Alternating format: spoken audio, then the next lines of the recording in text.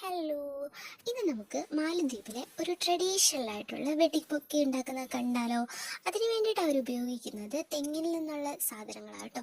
അതായത് കൊതുമ്പ്, മടല്, അതുപോലെ തന്നെ വെള്ളിക്ക, അതൊക്കെ ഉപയോഗിച്ചിട്ടാണ് അവരുടെ ട്രഡീഷണൽ ആയിട്ടുള്ള ബൊക്കെ ഉണ്ടാക്കുന്നത്. ഞാനിതിൽ ഡീറ്റെയിൽ ആയിട്ട് അത് ഉണ്ടാക്കുന്ന രീതി എടുക്കാൻ പറ്റിയിട്ടില്ല, കാരണം അത് അവർക്ക് വിൽക്കാനുള്ള സാധനമാണ്.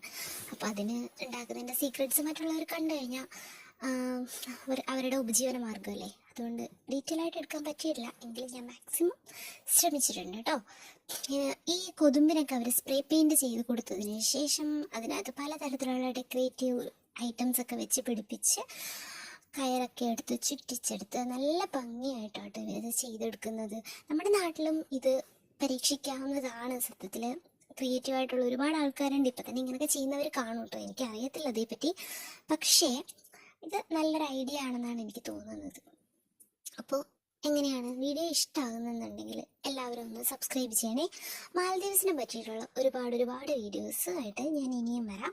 അപ്പോൾ നിങ്ങൾ സബ്സ്ക്രൈബ് ചെയ്താൽ മാത്രമല്ലേ നമുക്ക് വീണ്ടും വീഡിയോസ് എടുക്കാൻ തോന്നാറുള്ളൂ. അതുകൊണ്ട് സബ്സ്ക്രൈബ് ചെയ്യണേ.